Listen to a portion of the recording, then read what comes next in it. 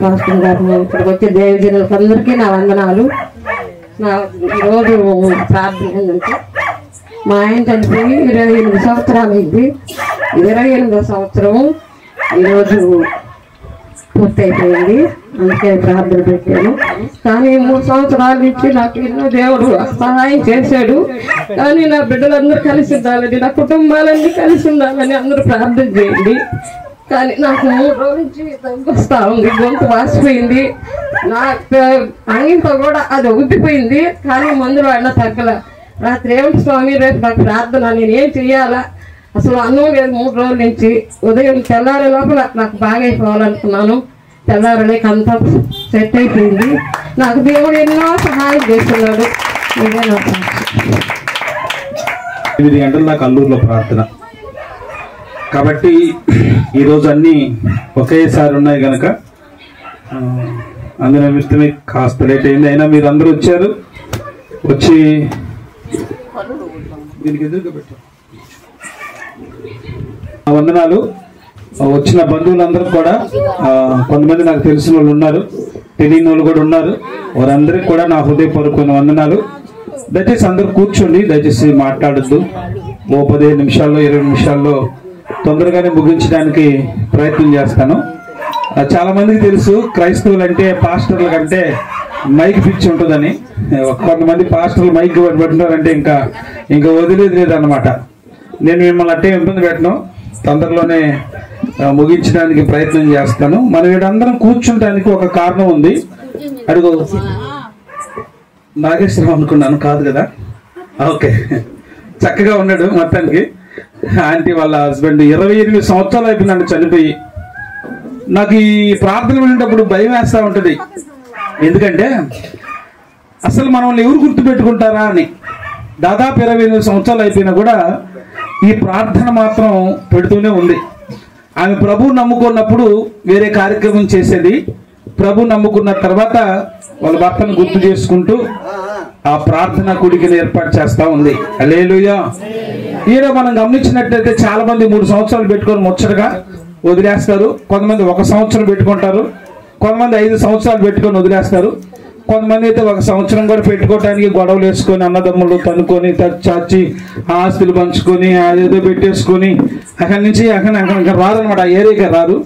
కానీ ఆంటీ నేను ఎంతో సంతోషపడే విషయం ఏంటంటే 28 సంవత్సరాల నుంచి ఈ కార్యక్రమం జరుగుతుంది. చప్పట్లు కొట్టడం గట్టిగా. హల్లెలూయా, హల్లెలూయా. ఇది చాలా ప్రాముఖ్యమైనటువంటి కార్యక్రమం. ఎందుకంటే ఒక వ్యక్తి ఈ లోకాన్ని నుంచి వెళ్ళిపోయాడు. మరణం అనేది ప్రియదేవుని బిడ్డారా వినండి, జీవితానికి ఎండింగ్ పాయింట్ కాదు. ఒక ఆయన పుస్తకం రాసి అన్నాడు, డెత్ ఆఫ్టర్ లైఫ్ అని దానికి ఒక పుస్తకం రాశాడు. అంటే చచ్చిపోయిన తర్వాత మనిషి యొక్క జీవితము. చెప్పండి, చనిపోయిన తర్వాత మనిషి యొక్క జీవితం. చనిపోయిన వాడు చాలా మంది అనుకుంటారు తక్కుడో బిక్కుడో అనుకుంటారు, గాలికి గాలి కలిసిపోద్ది, నీరుకి నీరు కలిసిపోద్ది అని అనుకుంటారు. అదంతా అభూత కల్పనే తప్ప వాస్తవం ఒకటి ఉంది. ప్రతి వ్యక్తి ఈ లోకంలో చనిపోయిన తర్వాత దేవుని యొక్క ఆత్మ ద్వారా మనిషి యొక్క ఆత్మ దేవుడు పెట్టినటువంటి దీపం అని బైబిల్ చెప్తా ఉంది. వాళ్ళు ఏ కులంలో ఉన్నా, ఏ మతంలో ఉన్నా, ఏ దేశంలో ఉన్నా, ఏ ప్రాంతంలో ఉన్నా కూడా దేవుడు మనిషిని పుట్టించాడు. మనుషులందరూ మనం ఒకటే. అందరికి 4 కళ్ళ, 2 కాళ్ళు, 2 చేతులు, ఒక తల, అందరికీ ఒక. ఏ దేశంలో ఉన్న అమెరికా వాడికి 11 తలకాయలు లేవు, ఇండియా వాడికి 3 తలకాయలు లేవు, ఆఫ్రికా వాడిని 6 తలకాయలు లేదు, అందరికీ ఒకటే. కాబట్టి మనిషి అన్నవాడు ఎవరంటే దేవుడు సృష్టించినటువంటి వ్యక్తి. హల్లెలూయా. దేవుడు తన స్వహస్తాలతో తయారు చేసినటువంటి వ్యక్తి ఎవరు? మనిషి. కాబట్టి ఈ మరణం తర్వాత ఇంకా జీవితం ఉంది. అందుకే చాలా మంది పుణ్యాలు చేస్తూ ఉంటారు, పుణ్య కార్యక్రమాలు చేస్తూ ఉంటారు. ఎందుకంటే మరణం తర్వాత ఇంకో జీవితం ఉందని. అంతేగాని మరణం తర్వాత ఇంకా ఎండ్ అయిపోయితే పుణ్య కార్యక్రమాలు అవసరం లేదు. కాబట్టి వాస్తవం ఏంటంటే మరణం తర్వాత ఇంకా లైఫ్ ఉంది. కాబట్టి ఈ మరణం గురించి మనం ఆలోచన చేస్తున్నాం. మనకంటే ముందుగా 20 సంవత్సరాల క్రితం పెద్ద ఆయన చనిపోతా వచ్చారు. ఒకరోజు మైకు పట్టుకున్న నేను కూడా చచ్చిపోవాల్సి వస్తుంది, చచ్చిపోతాను కూడా, అది వాస్తవం. ఇక్కడ కూర్చున్న వాళ్ళు ఒకవేళ నాకంటే వెనకైనా చనిపోవడం ఖచ్చితం. ప్రతి ఒక్కరు మనం ఒక రోజు చచ్చిపోవాల్సిందే. అయితే దేవుని యొక్క వాక్యం ఏమంటుందంటే, ఒకసారి చూస్తారా, కీర్తన గ్రంథం 89వ కీర్తన 48వ వాక్యాన్ని మనం చదువుకుందాం. Let us read the book of Psalms 89 and 48. చదువుతారు ఎవరైనా? బైబిల్ ఉన్న వాళ్ళు చదవండి. వండర్ఫుల్. మరణమును చూడక బ్రతుకే నరుడు ఎవడు? పాతాళము యొక్క వశము కాకుండా తన్ను తాను తప్పించుకొనగలిగిన వాడు ఎవడు? ప్రార్థన చేసుకుందాం. మమ్మల్ని మిక్కిలిగా ప్రేమించిన మా తండ్రి, మీ పాదములకు స్తోత్రాలు. ఈ రాత్రి కాల సమయంలో దూర సమీప ప్రాంతాల్లో నుంచి అనేక మందిని మీరు మోసుకొని వచ్చారు, అందుని బట్టి స్తోత్ర. నాయనా తండ్రి, ప్రార్థన చేస్తూ ఉండగా ప్రభువా మాకు సహాయం చేయండి. నాయన వాక్యం మీది, మీరు మాట్లాడితే నీ ప్రజలకు ఉపయోగం. నాయన మనిషిగా జ్ఞానం లేని నన్ను నాయన తండ్రి బలపరిచి మీ వాక్ సందేశము ద్వారా ప్రతి ఒక్కరితో మీరు మాట్లాడమని ప్రార్థిస్తున్నాం. సహాయం చేయమని యేసు నామములో ప్రార్థించి అడిగి వేడుకొనుచున్నాము తండ్రి. ఆమేన్, ఆమేన్. కీర్తనకారుడు ఏమంటాడంటే, మరణము చూడకుండా బ్రతుకు నరుడు ఎవడు అంటే అర్థం ఏంటంటే, ఈ లోకంలో ఉన్న ప్రతి ఒక్కడు, రాజు మొదలుకొని పనివాడు వరకు, సామాన్యుడు మొదలుకొని సామంతుడి వరకు, ఒక రోజు మనందరం కూడా చనిపోవాల్సిందే. చాలా మందికి మరణం గురించి మాట్లాడితే భయం వేస్తుంది అనమాట. కొంతమందికి అశుభంగా అనుకుంటారు, అదొక అశుభం అనుకుంటారు. మరణ దినం మీరు ఎంతమంది వచ్చారు, చాలా గ్రేట్. అసలు కొన్ని ఏరియాల్లో అయితే అసలు మరణం అంటే ఆ ఏరియాకే రారనమాట, ఆ ఇంట్లోకే పోరు. నేను కొన్ని చోట్ల పరిస్థితి చేస్తుంటే నాకు ఆశ్చర్యం అనిపిస్తూ ఉంటుంది, క్రైస్తవులు కూడా ఇలా ఉన్నారేంటని. ఏమమ్మా వాళ్ళు వెంటకెళ్ళంటే వాళ్ళు అంటూ అందుకని వెళ్ళలేదంట. అప్పుడే కదా వెళ్ళాలి, వాళ్ళు బాధల్లో ఉన్నారు కదా, వాళ్ళ ఇంట్లో బిడ్డ చనిపోయినాడు కాబట్టి వాళ్ళకి పోయి పలకరించాలి కదా. దేవుడికి స్తోత్రాలు. మీరు చాలా మంది వచ్చారు. నేను చిన్నప్పటి నుంచి మా ఊర్లో పెళ్లిళ్ళు జరిగేటప్పుడు కానీ కర్మంతాలు జరిగేటప్పుడు చూస్తూ ఉంటా. పెళ్లిళ్ళకి జనాలు గొట్లుగా ఉంటారు అనమాట. పెళ్లిళ్ళకి జనాలు గొట్లుగా ఉంటారు అనమాట. నలుగురికి ఒక చీర కట్టుకుంటారు, పెళ్లికి ఒక చీర కట్టుకుంటారు, అన్నం తినేటప్పుడు ఒక చీర కట్టుకుంటారు. రకరకాల హడావుడంతా ఉంటుంది అనమాట పెళ్లికి.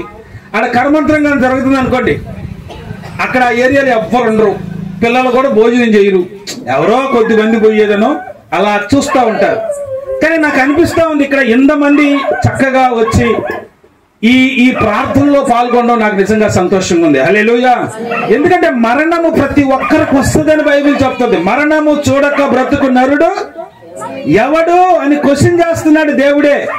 అరే మరణం చూడకుండా ఉండగలిగిన వాడు టాటా మొదలుకొని బిర్లా వరకు, ఏ ధనవంతుడైనా ఆస్తివంతుడైనా అంతస్తు కలిగిన వాడైనా అలెగ్జాండర్ మొదలుకొని మామూలు సామాన్యమైన వ్యక్తి కొరకు ప్రతి ఒక్కరు కూడా చనిపోవాల్సిందే ప్రియదేవుని బిడ్డారా. అందుకే బైబిల్ ఏమంటుందంటే, మరణము చూడకుండా బ్రతుకు నరుడు చెప్పండి ఎవడు? పాతాళం వశం కాకుండా చదవయా తన్ను తాను తప్పించుకొనగలిగిన వాడు ఎవరు? ఎవడు తప్పించుకుంటాడు? తన్ను తాను తప్పించుకోలేడు ఎవడు అంటే, తన్ను తాను తప్పించుకోలేడు అంటే ఇతరులు ఎవరో మనల్ని తప్పించగలరు అని అర్థం. హల్లెలూయా. ఎవరు కూడా పాతాళం యొక్క రుచి చూడకుండా ఒక వ్యక్తి తప్పించబడలేడు. నా ప్రయత్నాలు నేను ఎంత చేసినా పాతాళంలోంచి నేను తప్పించుకోలేను. కానీ దేవుని యొక్క వాక్యం అదే విధంగా అంటది. చూడండి ఒకసారి 116వ కీర్తన 8వ వచనం చదువుతారు ఎవరైనా? మరణము రుచి చూడక బ్రతికే నరుడెవడు. హల్లెలూయా. ఇస్తారా పాట ఏమన్నా ఇస్తారా?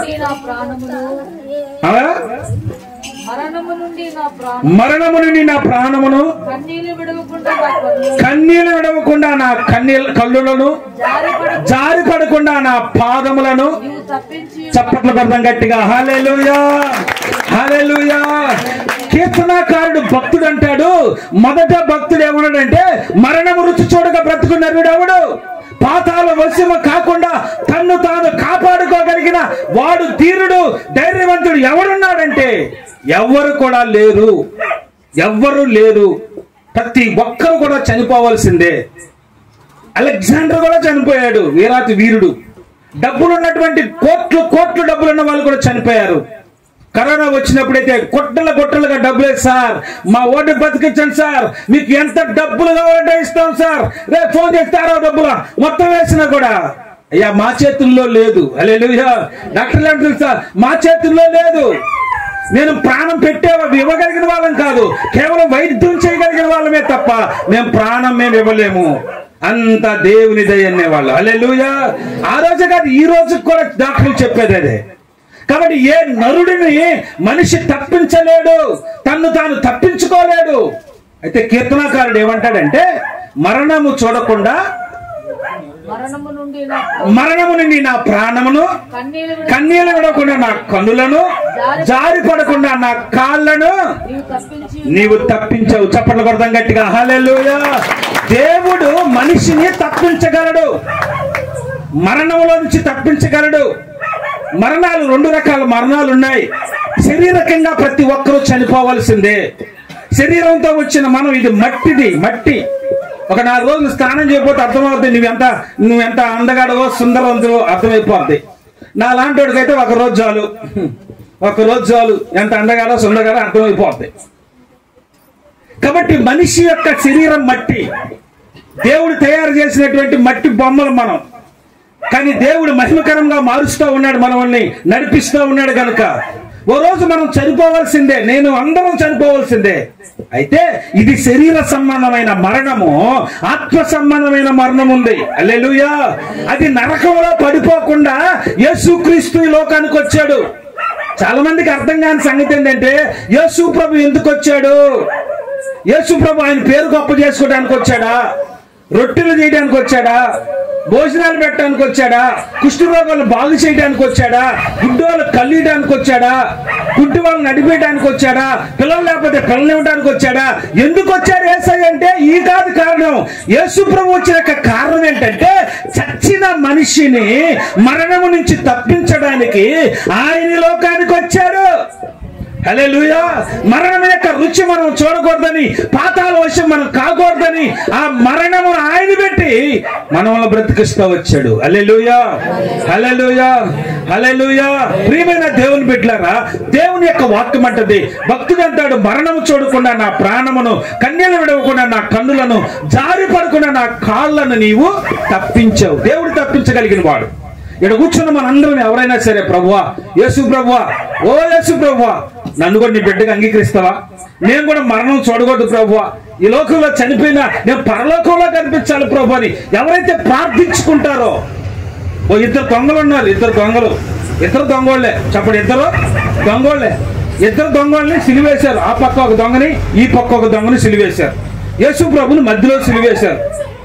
దొంగలు 2 మాట్లాడుకుంటున్నారు, మన 2 దొంగలమేరా, మరి ఈయన ఎందుకు సిలువ వేశారా అని మాట్లాడుకుంటూ ఎడం చేతున్న పక్కన దొంగ అంటాడు, ప్రభువా నీవుగా నిజంగా శక్తిమంతుడివైతే నిన్ను కాపాడుకో, మమ్మల్ని కూడా తప్పించేసేయి అంటాడు. ఈ పక్కుండే దొంగ అంటాడు, రే మనమైతే శిక్ష పడడానికి న్యాయమే, వాడేమంటాడంటే ప్రభువా నీవు పరలోకంలో నేను ఉన్నట్టుగా జ్ఞాపకం చేసుకో అన్నాడు. హల్లెలూయా. ఇది అడిగాడంటే దేవుణ్ణి బతిలాడుకున్నాడు. వెంటనే యేసు ప్రభు అన్నాడు, నీవు నాతో కూడా పరదైసులో ఉంటావు. పెద్దోళ్ళు ఒక మాట చెప్పారు, పెద్దోళ్ళు చాలా మాటలు చెప్పారు, అట్లా కొన్ని మంచి మాటలు చెప్పారు అనుకోండి, కొన్ని మంచి కూడా చెప్పలేదు. వాళ్ళు పెద్దోళ్ళు కదా, అన్ని మంచి చెప్తారని లేదు. సూక్ష్మంలో ఏముందంట? మోక్షం ఉందంట. సూక్ష్మంలో మోక్షం అని చెప్పారు. సూక్ష్మం అంటే చిన్న దాంట్లోనే మోక్షం ఉందని అర్థం.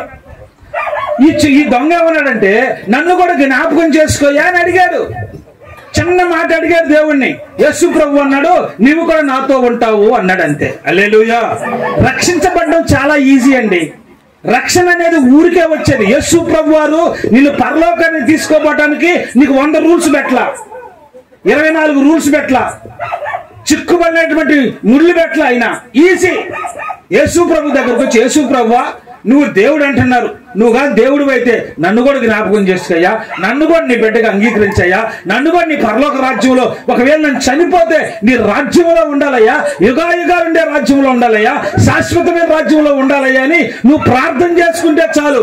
నా ప్రభు అంటాడు, నువ్వు నాతో కూడా పరదేశంలో ఉంటావు. హల్లెలూయా. హల్లెలూయా. ఈ లోకంలోనే శ్రమలు, ఈ లోకంలోనే కష్టాలు, ఈ లోకాన్ని విడిచిపెడితే పరలోకము సంతోషమైనటువంటి స్థలం. అది పరదైసు లేదా పరలోకం ఎలా ఉంటుందంటే అక్కడ ఆకలి ఉండదు, దప్పికుండదు, సంతోషంగా ఉంటుంది. సూర్యుడు ఉండవు, నక్షత్రాలు ఉండవు, అక్కడ యుగాయుగాలు సంతోషంగా ఉంటాం. హల్లెలూయా. అది రావాలంటే క్రీస్తునందు మృతులైన మృతులు చెప్పాలి, పూరించాలి. మీరు ఎవరు క్రీస్తునందు మృతులైన మృతులు? పూరీలు తింటాం కాదు, పూరించండి. చెప్పండి, ఏంది? చదవండి, ఆ మాట చదవండి. 118వ కీర్తన కూడా చదవండి ఒకసారి. 116:15 చదివారా? 116:15 చూడండి ఒకసారి. యెహోవా భక్తుల యొక్క మరణము ఆయన దృష్టికి, హల్లెలూయా, దేవుని భక్తుల యొక్క మరణము ఆయన దృష్టికి విలువైనదంట. మనిషి యొక్క మరణం విలువైనదండి. ఈ ప్రపంచంలో చాలా రకాలైన జంతువులు మీరు చూసుంటారు, కానీ ఏ జంతువు కూడా దీవించబడలేదు, ఆశీర్వదించబడలేదు. పందులు ఉన్నాయండి, మీరు పుట్టినప్పటి నుంచి చొక్కాలు ఎప్పుడైనా వేసుకున్నాయా? కోతులు ఉన్నాయండి, చొక్కాలు వేసుకున్నాయా? బర్రెలు ఉన్నాయండి, చొక్కాలు వేసుకున్నాయా? ఆవులు ఉన్నాయండి, చొక్కాలు వేసుకున్నాయా? మరి మనము ఆ రోజు చర్మ వస్త్రాలు కప్పుకున్నాం, సరైన వస్త్రాలు లేవు. ఈ రోజు రకరకాలుగా బ్రతుకుతున్న కారణం తెలుసా? దేవుడు మనిషిని సృష్టించాడు గనక. అందుకే దేవుని వాక్యంలో ఉంటుంది ఏంటంటే, చదువయా, యెహోవా భక్తుల యొక్క మరణము దేవుని దృష్టికి విలువైనది. ఎవరి మరణం విలువైనది? దేవుని యొక్క భక్తులు. ఎవరండి భక్తులు అంటే? భక్తులంటే పొద్దులస్తం కూర్చునే వాళ్ళని కాదు. ప్రభువా, నా పాపాలు క్షమించు ప్రభువా, నా తప్పులు క్షమించు ప్రభు అని ఎవడైతే యేసు ప్రభు దగ్గరకు వచ్చి నిజంగా అడుగుతాడో వాడు దేవుని యొక్క భక్తుడు. హల్లెలూయా. వాడు దేవుని యొక్క బిడ్డ, వాడు దేవుని బిడ్డగా మార్చబడతాడు. దేవుడు వారిని పరలోకానికి తీసుకుని వెళ్తాడు. ఇది సూక్ష్మలో మోక్షం అంటే. నువ్వు పెద్ద పెద్ద కార్యాలయం చేయబోలేదు, నువ్వు గొప్ప గొప్ప కార్యాలయం చేయబోలేదు. నీ గొప్ప గొప్ప కార్యాలు చేయడం వల్ల దేవుడేమో నేను రక్షించలోకి తీసుకోడు. ఈజీ ఏంటంటే, యేసు ప్రభు నువ్వు కూడా దేవుడే. నేను నిజంగా ప్రార్థన చేశా. నేను ఇంటర్మీడియట్ చదువుకునే రోజుల్లో ఎవరో వాక్యం చెప్తా ఉన్నారు, మన వాళ్ళంతా చెప్తుంటారు కదా మైక్ లో, యేసు ప్రభు గొప్ప దేవుడు అని చెప్తా ఉన్నారు. నేను తమాషాగా ప్రార్థన చేశా, నిజంగా చెప్తున్నా. యేసు ప్రభువా, నువ్వు కూడా దేవుడివేనా? దేవుడు అయితే నన్ను క్షమించి, ఇదిగో 35 మార్కులు అయ్యా ఇంగ్లీష్ లా పాస్ కాలేకపోతున్నానా అడిగా. హల్లెలూయా. ఎన్ని అడిగానా చెప్పాలి? ఎన్నా పాస్ ఎన్ని గంటలు? ఎన్నిరా అయ్యా? 35 అడిగా. నాకు పెద్ద ఆశలు లేవు. 95 ఆయన 99 ఇస్తావా ఏంది ఇవా అంట్లా. కొంతమంది ఉంటారు సరిగా చదవరు. ఇంటర్మీడియట్ ఎగ్జామ్స్ యేసన్ గారి దగ్గరకు వచ్చామంట, యేసన్ గారు పెళ్లికి ప్రార్థన చేయండి అని. యేసన్ గారు అంటారు, ఆయన ప్రార్థన చేసిన వాళ్ళు చాలా మంది ఫెయిల్ అయిపోయారంట. నేను కోరుకున్న ప్రభువుని, ప్రభా నాకు కష్టంగా ఉంది ఇంగ్లీషు, 35 మార్కులు ప్రభా, స్టాంప్ పాస్ అయిపోతాను ఎట్టగట్టంటే నా ప్రభు నా ప్రార్థన విన్నాడు. హల్లెలూయా. నా ప్రార్థన విన్నాడు. యేసు ప్రభు నమ్ముకున్నా, చర్చికి ఆదివారం వస్తున్నా, నీ ప్రార్థన నేను వినను రానులా ఆయన. ఇప్పుడు ఇక్కడ కూర్చున్న వాళ్ళందరూ ప్రార్థన కూడా ప్రభు వింటాడు. నేను చర్చికి రావట్లేదు కదా సార్ అంటే వింటాడు. అయినా ఆయన బిడ్డకు, ఆయన కోసం నువ్వు వచ్చి ప్రార్థిస్తే నేనేదో తమాషాగా ప్రార్థన చేశా, తెలిసి తెలియక ప్రార్థన చేశా, 35 మార్కులు ప్రభు అంటే నాకు 35 మార్కులతో పాటు చేశాడు. హల్లెలూయా. కాబట్టి ప్రియదేవుని బిడ్డారా, దేవుని బిడ్డలుగా మీరు మార్చబడడం చాలా ప్రాముఖ్యమైన సంగతి. పాప ఆంటీ ఎంతో కష్టపడి ఈరోజు ప్రార్థన కూడా రాలేదంట. ఈ ఆరోగ్యం ఒక బాగలేదు, ఇక్కడ చూస్తే మీ అందరికి సమృద్ధిగా పెట్టాలన్నటువంటి ఒక ఆశ.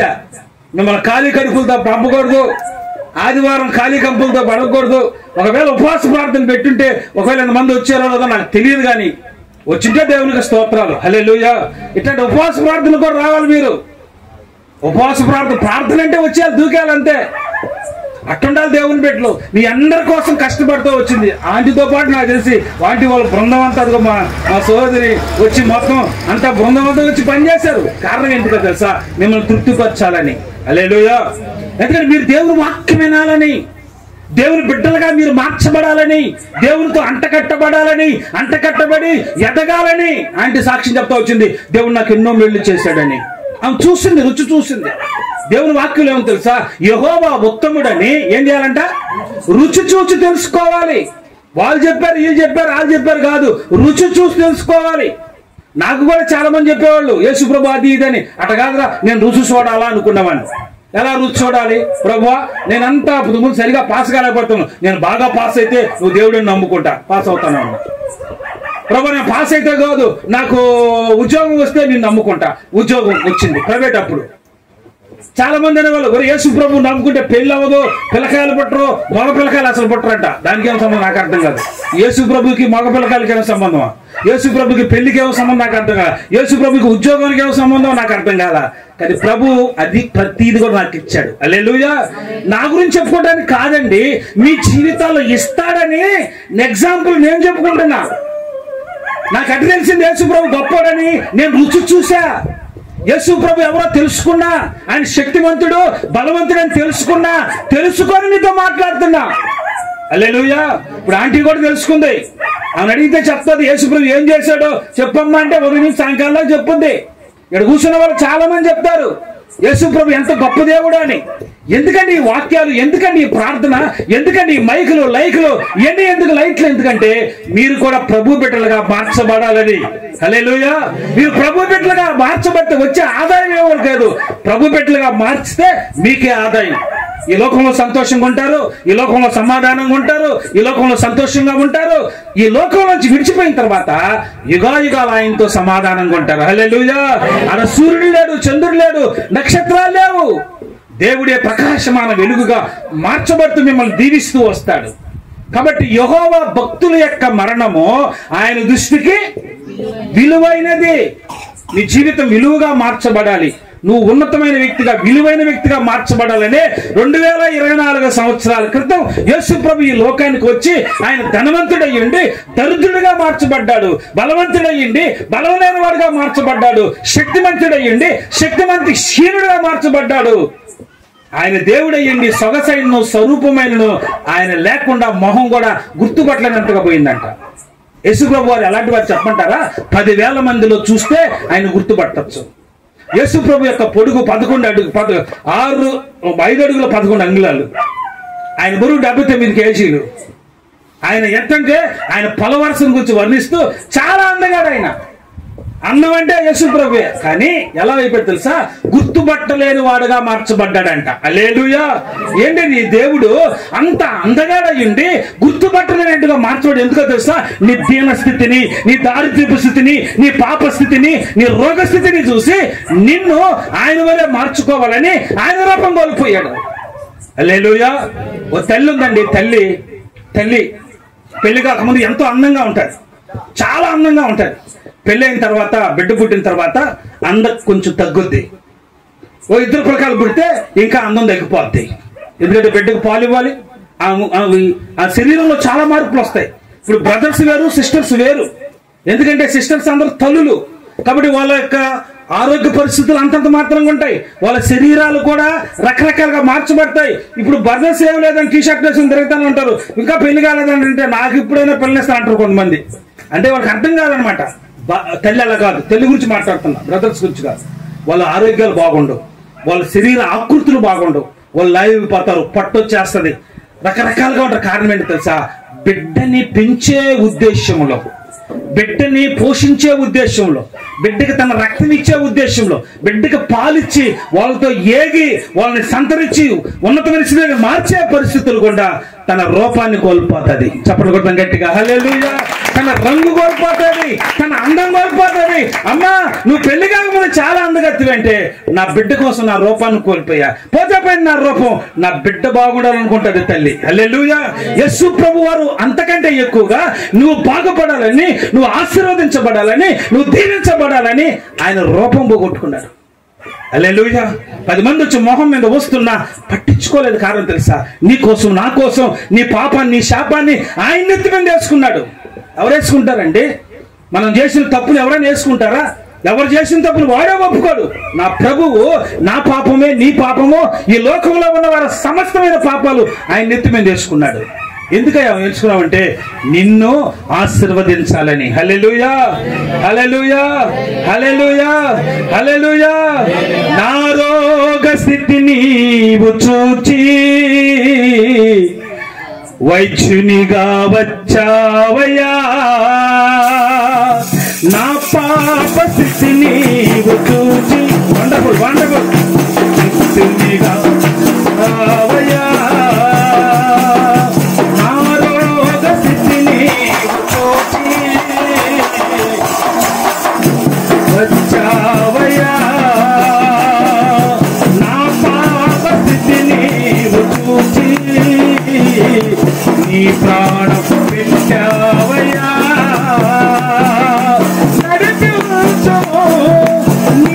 సేవకే కొనసాగించుము, నీ పరిచర్యకే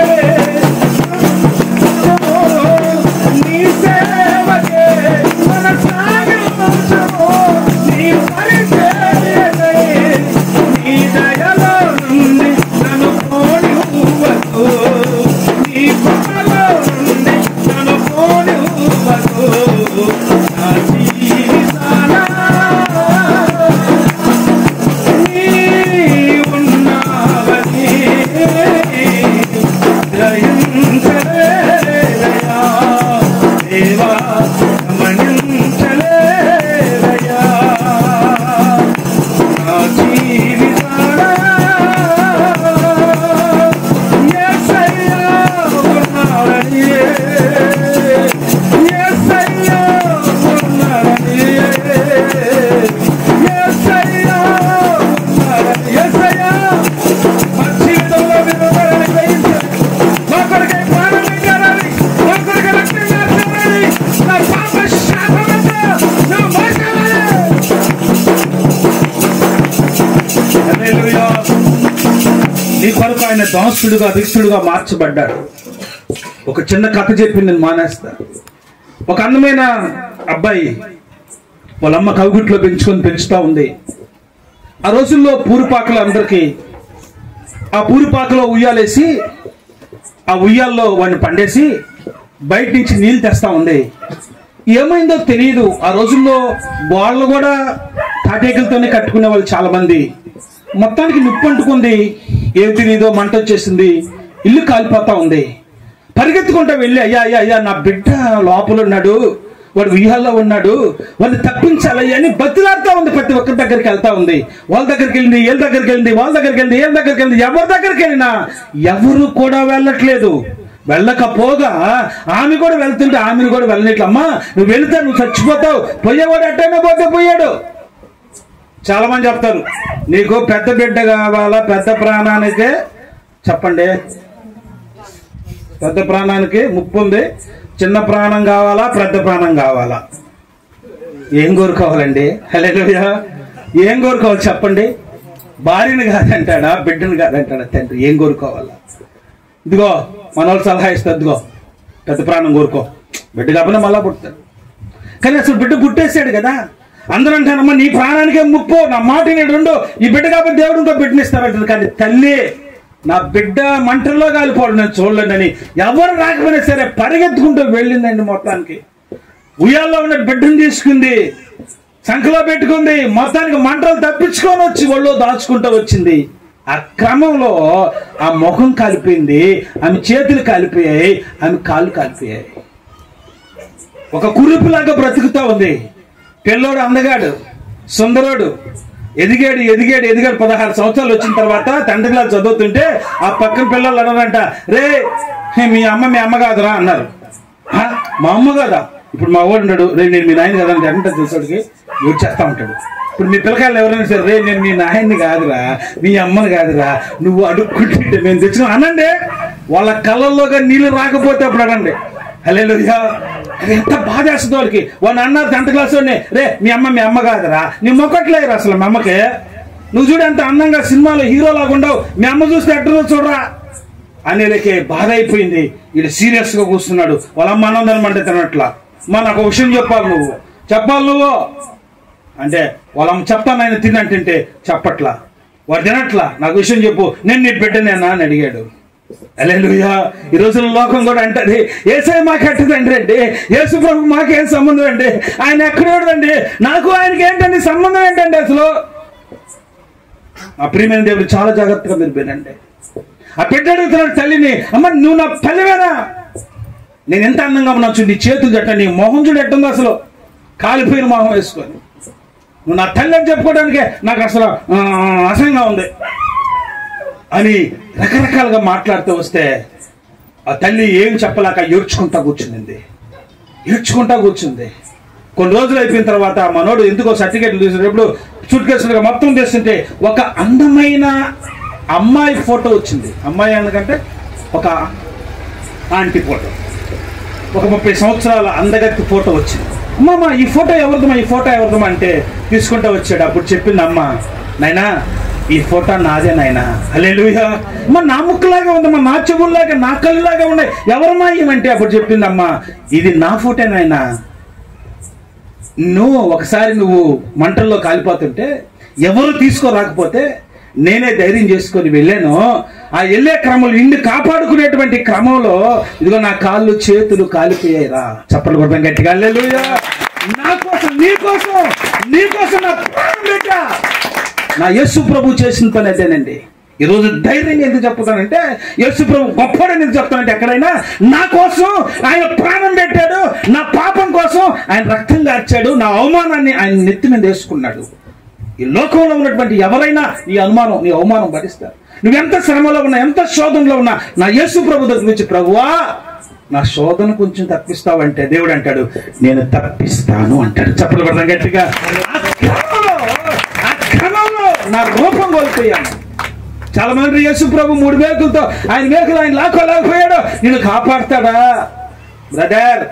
ఆయన మేకులు ఆయన లాక్కోలేక కాదు బ్రదర్, నీకు మేకులు పడకూడదని ఆయన మేకులు పడ్డాడు బ్రదర్. చప్పట్లు కొడతాం గట్టిగా. హల్లెలూయా. నువ్వు బాగుండాలని ధనవంతుడైన వాడు దరిద్రుడిగా లోకంలో మార్చబడ్డాడు. నా ప్రియమైన దేవుని బిడ్డలారా, మరణము రుచి చూడక ఎవరు బ్రతుకుతారండి? పాతాళం వశం కాకుండా ఎవరు బతారండి? యేసు ప్రభు వారు వచ్చింది ఎందుకు తెలుసా? మరణం నుంచి నేను తప్పించి, పాతాళం నుంచి నేను తప్పించి ఆయన రాజ్యంలోకి తీసుకెళ్ళడానికి ఆయన వచ్చాడు. హల్లెలూయా. ఎవరైతే నమ్ముతారో వారి జీవితాల్లో ఆశీర్వాదం ఉంటుంది. ఎవరైతే నమ్ముతారో వాళ్ళ జీవితాల్లో, వాళ్ళ కుటుంబాల్లో ఆశీర్వాదం ఉంటుంది. నమ్మిన వాళ్ళు మీరు అడగండి కావాలంటే, ఏం చేశాడు మీకు దేవుడు అంటే వాళ్ళు 100 చెప్తారు. ఎలా చెప్తుంటా? ఆయన మన కోసం ప్రాణమే పెట్టాడు. హల్లెలూయా. ఈ చేయడం కాదు, లెక్కేం కాదు. ఆంటీ ఎన్నోసార్లు ప్రార్థన చేయించుకునింది, ఆమె ప్రార్థన చేసింది, 80 మంది కోసం ప్రార్థన చేసింది. ఆమెకు వచ్చిన సమస్యలు మామూలు సమస్యలు కాదు, అవి తప్పించబడే సమస్యలు కాదు. అవి ఎలా తీర్థాయో తెలిసి భయంకరమైన పరిస్థితుల మధ్య నా ప్రభువు ప్రార్థన వింటా వచ్చాడు. హల్లెలూయా. ఆయన ప్రభువు విన్నాడు కనుక ఆమె స్థిరపరచబడతా వచ్చింది, ఆమె బలపరచబడతా వచ్చి ఈరోజు అనేక మంది వాక్యం వినగలుగుతున్నారంటే దేవుడు ఆమె జీవితాల్లో చేసిన మేలులు మీ జీవితాల్లో కూడా చేయాలని ఆయన ఇష్టపడుతున్నాడు. హల్లెలూయా. దేవుడు పక్షపాతి కాడు. ఒక్కరికే చేస్తాను రా, నాకు ఈ ప్రార్థన పెట్టింది వాళ్ళ చేసింది కాబట్టి నీకు చేస్తాను, మీరు వాళ్ళ చేతులు గుగ్గులు పెడతారని నేను చేయనండి కాడు. కొంతమంది అనుకుంటారు మా ప్రార్థన అందులో టీ ప్రార్థన. ఆడుతుంది మా పెద్దమ్మ, మా తల్లిగారు అడుగుతాను, సార్ మా ఇంట్లో కూడా టీ ప్రార్థన పెట్టాను. నాకేం అర్థం కావట్లేదు, టీ ప్రార్థన ఏందిరా? ఏంది బ్రదర్ అంటే, సార్ ఉపవాస ప్రార్థన అండి సార్ అన్నాడు. ఓరే నాయనో, ఉపవాస ప్రార్థనకి కొత్త ప్రార్థన పేరు పెట్టింది, టీ ప్రార్థన అంట. మా తల్లి ఏదో ఒకటి పెట్టు. ఇప్పుడు దేవుని పెట్టారా, పెట్టేదాని గురించి ఆయన మాట్లాడు కానీ నిన్ను ఆశీర్వదిస్తాడు. హల్లెలూయా. అందరూ మోకరించి ప్రార్థన చేసుకోవాలి. ఒకవేళ ఏ స్థితులు గుండా ఇక్కడికి వచ్చావో, ఇదిగో ఈ పెద్ద ఆయన మన ఈ లోకంలో లేడు, ఒకరోజు మనం కూడా ఈ పరిస్థితిలో రావాల్సి వస్తుంది. అయితే నీ జీవితంలో దేవుడు ఉన్నాడా? నీ జీవితంలో, నీ బ్రతుకులో దేవుడు ఉన్నాడా? మరణము రుచి చూడక బ్రతికే నరుడెవడు. పాటిస్తారా పాట? స్తోత్రం స్తోత్రం స్తోత్రం. అందరు కళ్ళు మూసుకొని అందరు